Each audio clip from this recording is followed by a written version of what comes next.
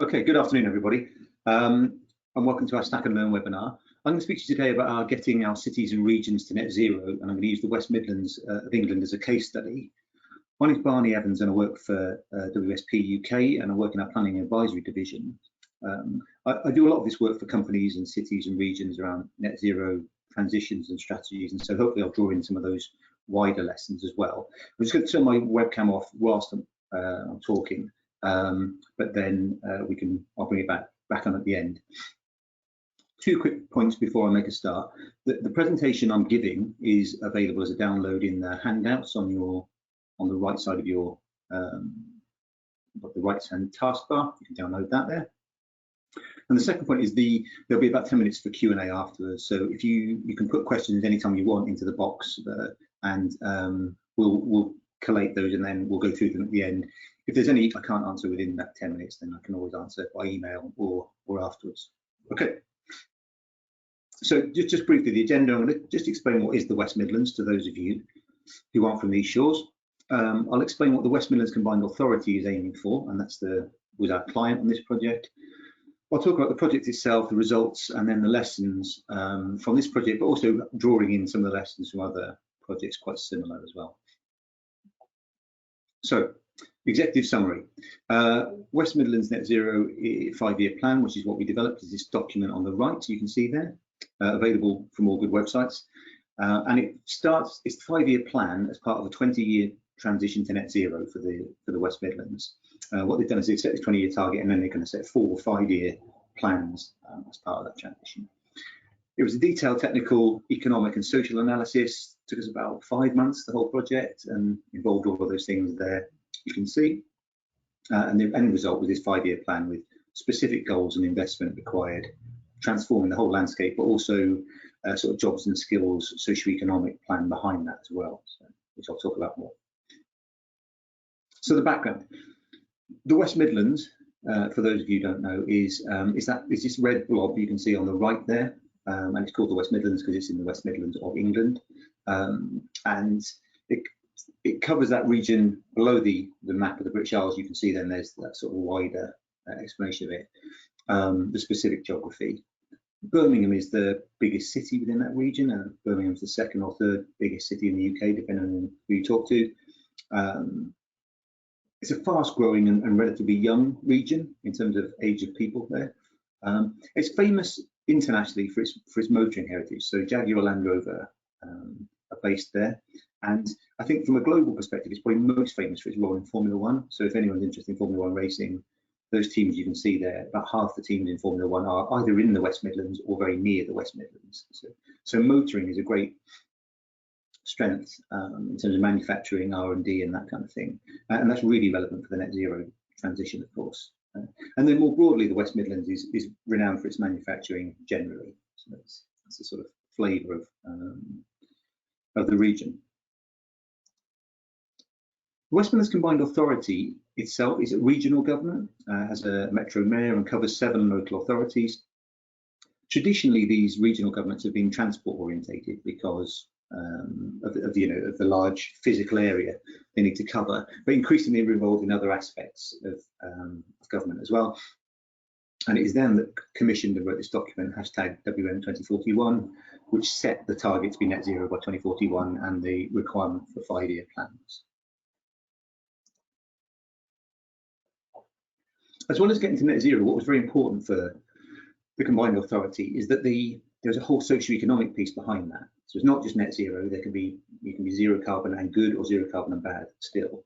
And so they wanted these 5 principles embedded throughout, and that was a crucial part of our project. So I won't read them out, but you can see the kind of things we're talking about in terms of making sure everyone comes along with the economic changes, and focus on that industrial past, making sure that industrial heritage isn't lost.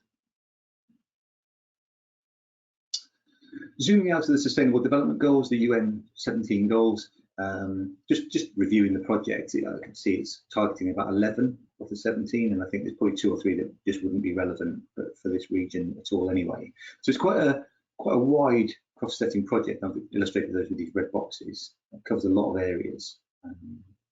And again, we can discuss some of this afterwards if anyone wants to address these specifically.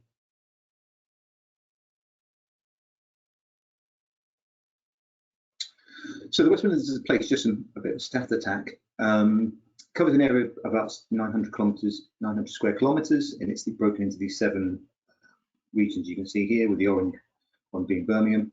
There's about 3 million people in 1 million homes. And as a region, I would say the West Midlands is probably slightly below average in terms of income in the UK, but pretty average. But within that, there's a wide variation. So within Birmingham, Birmingham is slightly poorer than the average, but even within Birmingham, there's a great deal of wealth variation, as you can imagine. About 88,000 businesses and 1.4 million cars. And these are all relevant, of course, for our net zero analysis and programme. Coming to the energy use, which of course is where we get our greenhouse gas emissions from predominantly, about 29% of the energy use in the region is from transport, about 32% is from industry and commerce, and about 39% is from domestic. And that's probably reasonably representative of the UK as a whole. Most regions would be not dissimilar from that. In terms of energy use by fuel, I think what would be a UK particular perhaps in some cases is our use of natural gas. So most of the homes and buildings in the West Midlands will be heated by gas and hot water from natural gas. We also use it for power generation. So that's about 40% of the energy demand in the region. It's about, I would guess, 30% from petroleum, and that's almost exclusively for surface transport, so cars, HGVs, trains, that kind of thing. And then the remainder is from electricity, about 25%, and we use that as it's used globally for lighting and so on. And for those keeping tabs, so current emissions are about 11 megatons a year of CO2 and about 50 terawatt hours of energy use in total. So coming to the process of how we develop this plan, I'll just start off. I think increasingly these projects are more and more team-led. So you need team representatives. And for this project, we started off with the energy and greenhouse gas emissions team, which is where I come from. And so that's sort of energy modelling, techno-economics analysis, systems, that kind of thing. And that's really important. But also really important on this project was our economics team. We've got a fantastic economics team here who do a lot of work in regions and cities, and they did some great work looking at jobs and skills. My colleague Eve Peverley led our stakeholder engagement, which was a really important part of the project, but also quite an intense part of the project. We actually had, I think, 100 stakeholder sessions in about 2 months. So you can see how intense that was between us all, between the team. So really intensive plan, and then that all needed to feed into our analysis and work out how that changes calculations and so on. And then there were other people providing little bits of input around. The natural capital team played a useful role in working out what tree planting and that kind of thing could do, but our transport team, planners, and others. And then finally, this is our client. This is Jackie Homan. She was our primary client, and her and her colleague Richard Rees were very heavily involved in the project, which was great because it enabled us to move really quickly. Of course, sometimes a client doesn't want to be that involved in the project, but they did in this case. So this next slide, I'm just going to talk through the process, and this is a process we've refined over the last 2 or 3 years in terms of net zero strategies, and I'd say it's probably pretty useful universally, so it doesn't matter whether you're working for a company or a city or country even. The principles I'm talking about here will apply these sort of steps. So I'll just briefly go through them. You start with a brief. So for example, in this case, that brief was net zero, which sounds simple, but it isn't, because you have to define net zero, and the way that's defined for cities and companies and regions will vary even between those. Even different cities will define it differently. In the UK, there's a fairly robust methodology that's evolved now, and that, for example, it would exclude imports and exports, just as a rule, for example. So once the energy demand leaves the region, it ceases to be counted. So you wouldn't count Portuguese wine being imported, but you also wouldn't include the cars being exported. And you can argue about that, but you can see the point I'm making is it really does need to be nailed down what you mean by net zero. The next thing we develop is the baseline. So that's essentially, we need to know where we are today, which was those figures I was just giving you a moment ago. And the sources of data will vary depending on where the project is. So when I've worked internationally, we've had to use things like the International Energy Agency to get data. In the UK, we're quite lucky in that there is our Department for Business, Energy and Industrial Strategy, develops annual subnational data, which will give you the energy breakdown by the main fuels in every local authority. And then the brilliant guys we've got in our team can do some quite sophisticated modelling with proxies and so on to turn that into usage in terms of, you know, what's in a bus, what's in a car, what went in a lorry, what's in housing, what's in commercial, and so on. So, but really, that's a really important part, because you need to know where you're starting. That's the foundation of everything. Next stage is business as usual. And the point here is that even if we didn't have a net zero strategy, and even if we didn't have a plan, the world will change, and we need to model that. So, for example, in the West Midlands case, they want it to be net zero by 2041. So we need to think what's going to happen by 2041, even if we do nothing. So in the UK, for example, big examples of this are grid decarbonisation. So our electrical grid is decarbonising very fast and is probably the primary route to our net zero.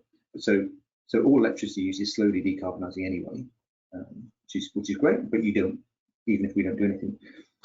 Electric vehicles are coming. So the UK government, for example, has set a policy now that from 2030, effectively only electric vehicles will be available new, or electric cars and light vehicles will be electric from 2030. So again, even if the West Midlands do nothing, that'll happen. And there's other things, housing growth and so on. So I think you get the point. And then we get into the meat of the analysis, which is sort of the meat of the strategy, which is the analysis and engagement with stakeholders. And so there, our economics team did a fantastic job around jobs and skills. So doing analysis around the market at the moment, how the market's going to change, that kind of thing. And then from a greenhouse gas emissions perspective, we looked at interventions. And again, I mean, some good principles to hear for those of you involved in this elsewhere. Those 5 bullet points there around efficiency, generation, control, fuel switch, and offsets they're the main interventions you can make. Almost every intervention would fall into one of those categories. And, offsetting is quite an interesting area. For example, in the West Midlands, they're not interested in that at all, really, because it's not what they're about. But in some organisations, offsets are absolutely crucial because they can't deliver on site. So,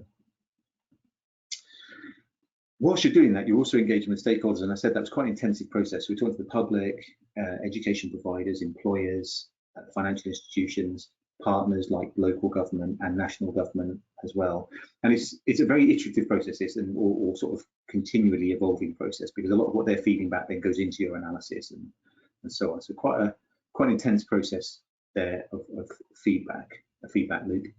And ultimately what we develop then is the results. So we developed the 15 goals, which I'll come on to, around how to get to net zero and how to deliver the 5-year step for that, our jobs and skills plans, needs around project management. I'll come on to the deliver, enable, influence in a moment.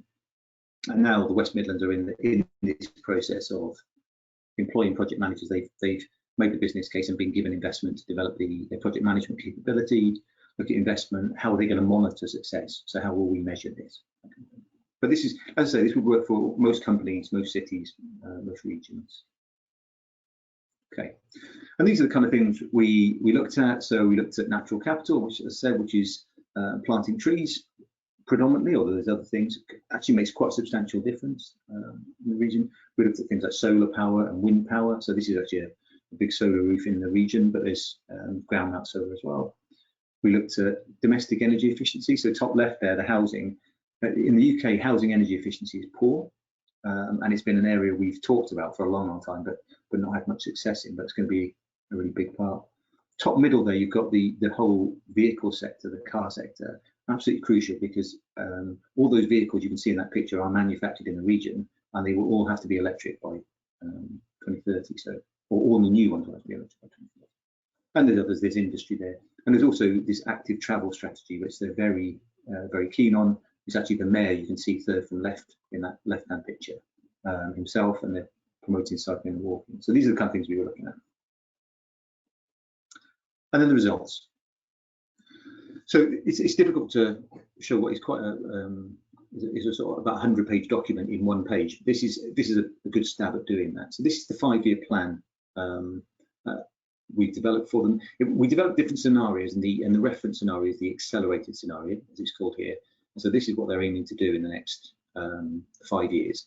So I mean, have a look at that and read, and I can answer any questions afterwards about any particulars. I think one to start with is there's a systems management piece at the bottom, which I can't spend enough time on today, but it's absolutely crucial, that underlying infrastructure that will enable this, so like energy systems, transport systems, regulatory systems will need to be in place to enable all this. But I think what big point to make is, the domestic examples are probably the easiest to understand, is top two there, energy efficiency and heating retrofit. We're talking about energy efficiency in 25% of dwellings by 2026, and that will vary because some dwellings are already more efficient than that. But you're talking about nearly 300,000 dwellings being substantially altered in 5 years, 60,000 a year. And that's in a region where I would guess, to the nearest round number, they're probably not doing any really. It's just ad hoc when people are doing it, and some social housing providers. But it's a massive step up. The same for low carbon heating. That in the UK, that'll be mainly switching from gas boilers to heat pumps, electric heat pumps. But again, to be in line with their target, you're talking about retrofitting nearly 300,000 dwellings in 5 years. That is against a backdrop of a country where we're doing about 30,000 in the whole of the UK. Which is an absolutely huge ramp up. And I think the client was keen that, in a sense, that was illustrated just to show the scale of the challenge. So the results by 2026, if we can deliver everything we targeted, the results look a bit like this. And this waterfall chart shows you similarly almost the process I talked about. So this black bar on the left shows where we are today, and that's about 11 megatons of CO2. So that's your baseline. And then we look at the growth, and the growth is quite small, partly because it's only 5 years, but partly because most new development is relatively low carbon or zero carbon. And then we looked at business as usual, and you can see that actually contributes to a relatively chunky decline. And it just shows you what's going on in the background. But then all the other sectors I talked about, domestic, commercial, industrial, transport, and strategic land use. So if they get that, then there's about a 25% reduction, about in line with where they need to be for 20 years. And then just to show you how that extrapolates, and it's not quite linear, but it's sort of broadly linear, I suppose. By 2041, you get the same graph, but you're almost to zero, you're 94% reduction. We agreed not to target exactly zero because there's a fair margin of error over the next 20 years, and there's quite a lot of opportunity for innovation and progress, which we haven't built into the model to meet that 6%, but that's the contribution. You can see, so business as usual, domestic and transport are the big sectors that move. So I'll just finish off with the lessons. So 4 or 5 big lessons that I've learned over the time of doing this project and other projects. So focus on how as much as what. The big point I would make is that nerdy people like me focus on the how, focus on the what quite a lot, so we can tell exactly what you need to do and model it all and tell you. It's how is much bigger challenge. So it's the legal, how we work legally, how will you deploy something legally, where will the money come from, who will the project managers be, who will physically deliver the contracts. So like I was saying, energy efficiency, the packages of energy efficiency they're talking about, there aren't the contractors in the region at the moment to do that. You know, there's a wider country, so we can draw on that, but it's important, the practicalities. So I really emphasize that. No city or region can achieve net zero alone. So I think it's slightly different when we work for companies, because they can largely control themselves in terms of their fleet and their travel and their buildings and so on. But when you take something like a regional authority, there's only limited powers they have, and the Combined Authority break it down into what they call deliver, enable, influence, and we've used similar headings on different projects. And what that means is they can deliver some things. So for example, they are delivering a metro, they are delivering changes to the road network and so on. So that's specifically in their remit. Then there's the enabling element, and that might be things like planning policy. So that might be a policy to enable you to deploy solar power, for example. So you're not doing it yourself, but you're enabling other people to do it. And then most intangibly, but probably most broadly and importantly, is that influence that you have as a regional authority in terms of sort of setting the benchmarks, showing how it can be done, bringing organisations together, that sort of convening sense to see how we can all work together.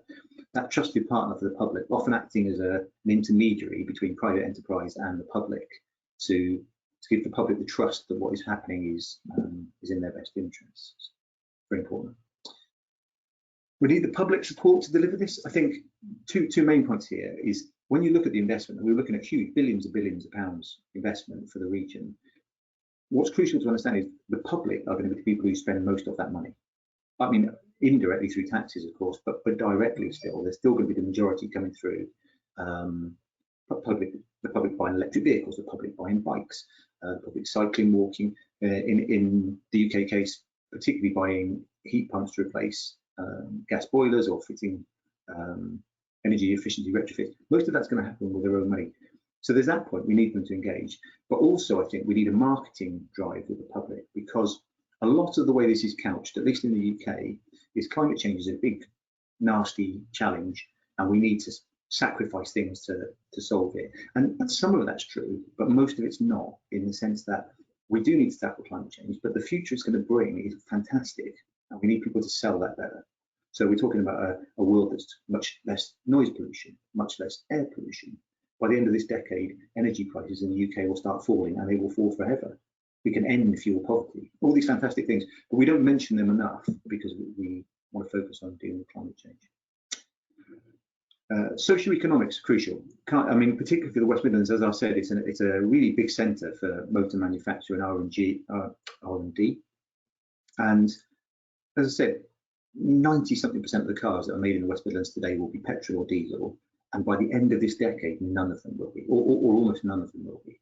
And so that's a massive, massive training and skills package. And where are those jobs going to go? And it's not just about an old job becoming a new job. It's about, is the old job in the same place as the new job? Is the old job done by the same person as the new job? And so some really complex stuff there. And our economics guys did some great work there. And then I'll finish off, last point is around electrification. I think it's probably a good global point. So back in 2014, we led a report on all electric cities, trying to explain how we felt cities were going to electrify and the benefits around that. But I think globally now, this is beginning to happen. We're seeing that. So it is the transport system. So we're electrifying all our fleets of vehicles, but we're also electrifying all our buildings as well. And that it's a fantastic opportunity, as I've already said, around air quality and noise and even pricing. But it's also a challenge in terms of infrastructure, in terms of what physically do we need to retrofit, and policy and so on, and investment. So that this, the single biggest challenge is electrification, I would say. So I will I'll leave it there, and I think we can go into Q&A now. Thank you, Barney, for your presentation. So before moving into the Q&A period, I would like to remind attendees to enter your questions in the question box on the GoToWebinar platform. And also you can download the PDF version of the presentation from the handout box on the dashboard.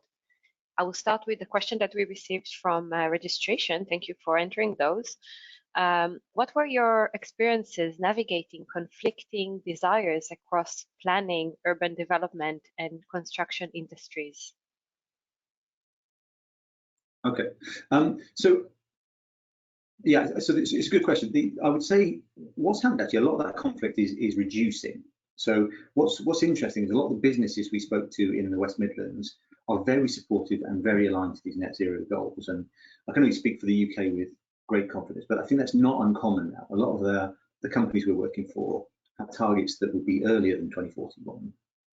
So a lot of that conflict is disappearing.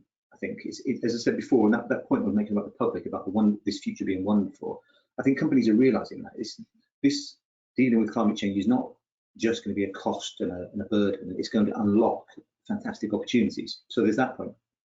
There were some, I would say, speaking to social housing providers, they are nervous because they require a huge investment to retrofit their housing stock, and they don't have that money. A lot of them don't have that money, so they are concerned. They're also concerned about their residents and about making sure that those residents can use the new technologies they put in well. And I think the other one I'd say is it's a challenge, and again, it's a good global challenge to raise, is anything that's high temperature, and they have a lot of stuff that is high temperature in the West Midlands in terms of industry, that there isn't a really easy route to decarbonise that, and that's what they said to us. So yeah, there's hydrogen, we could use that, there's electrification, we could use that, but neither of those are commercial at the moment. And if we do go down those routes, we will be uncompetitive in an international marketplace. And so they are saying, we need international agreement, we need government support. So there was some tension around that. Thank you. We received some questions here now from the live session about the pandemic. The question is like this: what impact has the pandemic and changes in the way people are working had on the ambition and timeline slide? Yeah, so it's interesting. Again, I can only speak for the UK because I haven't been allowed to leave the UK for about 18 months since we had the pandemic. But in the UK, I think in terms of immediate energy use, it's been really interesting. What happens when everyone works from home in the UK is our heating demand goes up, because sitting in my house on my own, heating it is an inefficient way of heating. But then what happens in the summer, actually, is you get lower demand, because most of our offices are cooled to keep them cool enough, but most homes aren't cooled. So you get that immediate impact. I think in a much bigger sense, over 20 years, what it has done is it's been one of those phase change points when we've all talked about more people working from home and teleworking and teleconferencing and so on, which has slowly been incrementally increasing. And of course, what suddenly happened in a year is it's gone from slow increment to, I think, somewhere around 40% of people now working from home. And what that's proven to a lot of businesses is that they can do that in future. You can't say it can't happen anymore. And I think what it does have, it has profound questions for our transport system, and it has profound questions for our city centres in how they operate in future. Part of the problem is I definitely don't have an answer for that at the moment. I think it's going to be different, but we're still not absolutely sure where these pieces settle, because people still haven't settled into the new normal. But you could see potentially, for example, much reduced commuting as an obvious one, but also perhaps much increased travel for leisure, or much increased travel for deliveries and so on, because we're less central around retail and so on. So that's some thoughts from us. Thank you. On my end, your video has your webcam has stopped, just to let you know. Next question: did you encounter the dichotomy of environmental sustainability versus economic growth? And if so, how was it addressed? Yeah, so it's a slightly similar answer to I think it was the first question. Was so we did, for example, the West Midlands is a region that's disproportionately based on manufacturing, and a lot of that requires higher temperatures that they can't decarbonise. And so those industries are making the case that they really do need support, and they're saying we can't, you can't bring in hardline legislation now, because all you'll do is you'll shut us down and send that industry somewhere else. So they need investment. So there was that tension. But again, I didn't say the point. Jaguar Land Rover is a great example. They see this transition as an opportunity as well, in that they've already committed that all of their vehicle models will be available as electric from 2030. So they're investing an absolute fortune in training, new production lines, design, R&D into that all-electric future for them. And as I say, so they're actually ahead of what the West Midlands want to do. And most businesses are like that. They are keen to do this in partnerships. So there isn't that much to do. Thank you. We'll take the last question. How do you deal with the uncertainty of delivering schemes within regional transport strategies in planning the transition to zero emission, to net zero? Yeah, it's a good question. So the uncertainty, I think it's the challenge of whether model meets reality. And so there's two things there. So partly the uncertainty of how reality will play out when we employ transport measures. So when we employ a scheme to encourage people to cycle and walk, for example, the results of it are almost always different than what we predict. For some of our modelling, we build that in. We've got what's sometimes called in-use factors. So we build in the fact that although we think it's going to double the amount of people doing this, inevitably it doesn't quite work like that, because things don't quite work exactly as you expect. And so we model that in. In some cases, we don't model that in, but we then put in place monitoring to see how people respond and learn from that to flex. So the transport for the West Midlands, which is a big part of the West Midlands Combined Authority, have got some really ambitious plans around changing in terms of electrification of vehicles, public transport, cycling and walking, but they acknowledge that they're not certain how all these measures are going to work, and so they've got a sort of a feedback loop to learn from it as we go. Thank you. Thank you for your presentation, Barny, today. It was fantastic. We're at the end of our webinar session, so please feel free to follow up directly with Barny with any additional questions that you have, with the details on the screen. And I would like to thank all attendees for joining today. Thank you for your time, and thank you, Barny, for a fantastic presentation. Thank you for listening. Thank you. Thank you very much, everyone. I will wrap up the webinar now. Thank you.